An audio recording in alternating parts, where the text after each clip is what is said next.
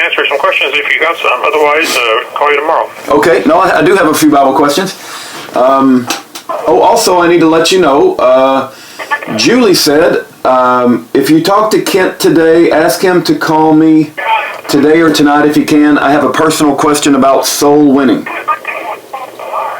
That's Julie Borg? Yeah, yes, sir. Oh, I had another question, too, from a supporter, and he wants to know why it's so difficult for him to pray for his enemies. Tell him when I find out, I'll let him know. That's a good one. I don't know either. It is just hard. I mean, I want to pray like David did in the book of Psalms, Lord, smite them. It's hard to love your enemies. Very difficult. Especially when I see the damage they've done to my family, to my grandkids, to the ministries. Like, I guess, the Lord's going to get us home to heaven and finish working on us, so I'll let him get that one after we get to heaven. I don't think I'm going to get it down here. Me too. The other question was an idea from Racer X that maybe on Sundays you would like to put together some sort of little sermonette.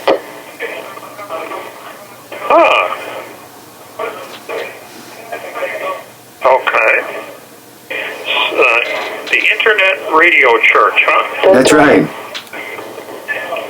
We'll be at church probably tomorrow at noon around there. Our church meets at weird times.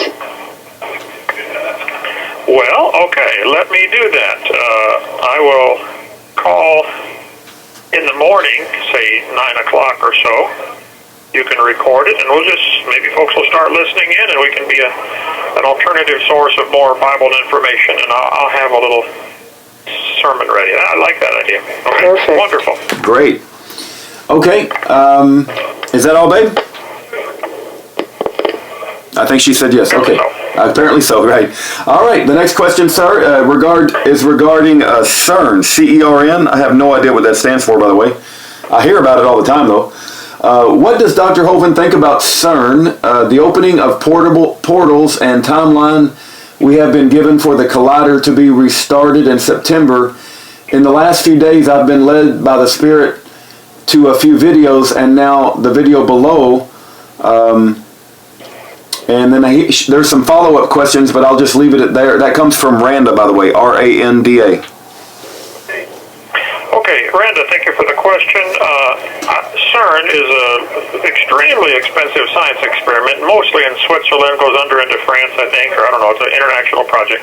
Idea is a super collider to collide atoms and see what the atoms are made out of, break them apart. And they have, ever since the nuclear bombs, or the atomic bombs technically, were dropped on Nagasaki and Hiroshima, there's been research done in, what on earth are atoms made of, how much energy is locked up in here, and they're finding all these little parts, besides just neutrons, protons, and electrons, at least they say they are, based upon what's left over after the collision in these high-speed colliders. And they're always, without exception, always saying, well, this next experiment, we're going to discover ABC, something great, going to save the world.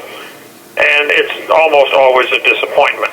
I think it's a way to keep the money flowing in. That's my personal, unbiased and totally correct opinion on the topic. It's very, very expensive, not only to build, but to operate.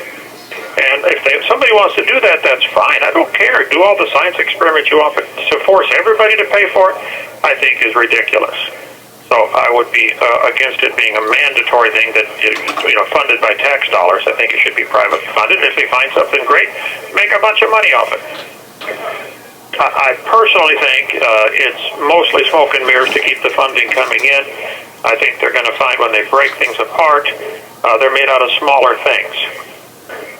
So I think it's going to be a Hovind opinion. But if they find something wonderful, I mean, can you tell me what they found so far in the last 60 years that's been helpful or useful for anything? It's just a way to continue funding is my thoughts on it. Maybe I'm wrong.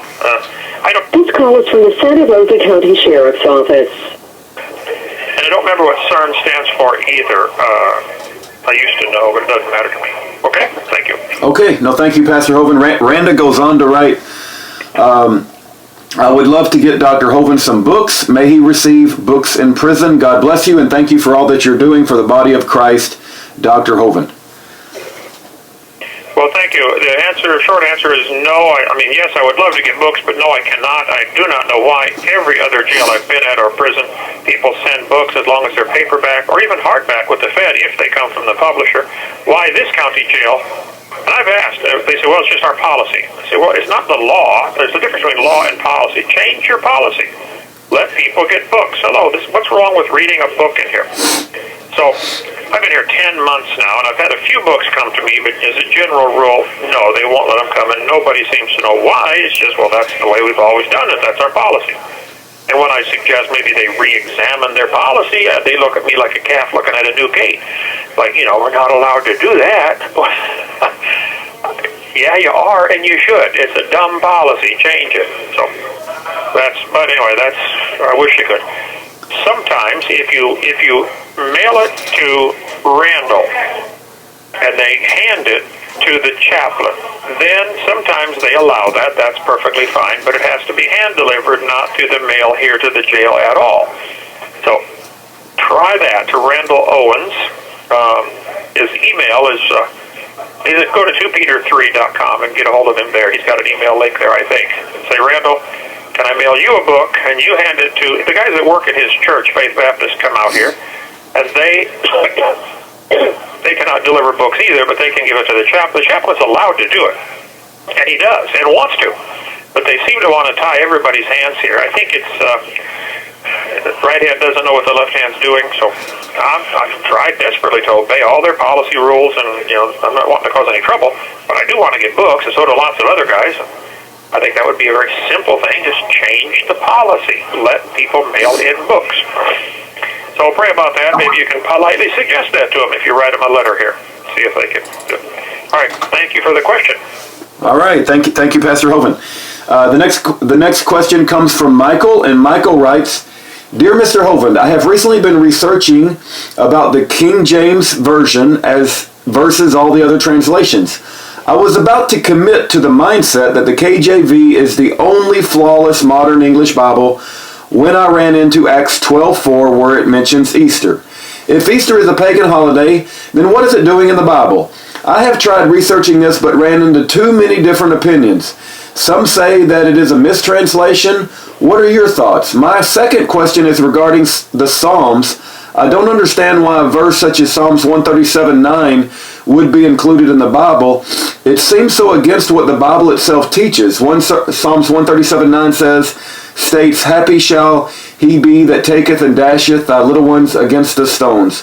Thank you very much, Michael.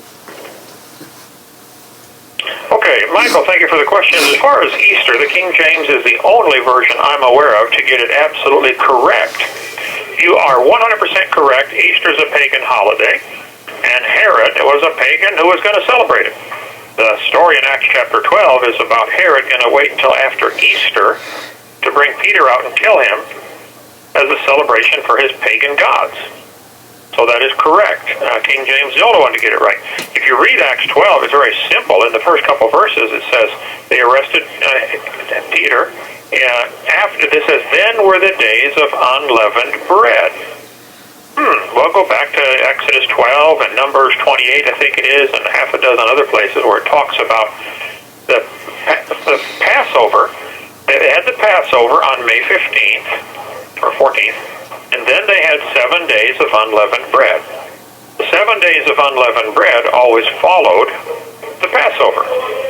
So if Peter was arrested during the days of unleavened bread, the Passover is gone. It's done. Finito. So it would be wrong to say Passover because he's not waiting till after Passover. It's already after Passover if it's the days of unleavened bread. So yes, King James is the only one to get it right. To say, you're right, it's a pagan holiday, and that's exactly what Herod was going to celebrate because he was a pagan.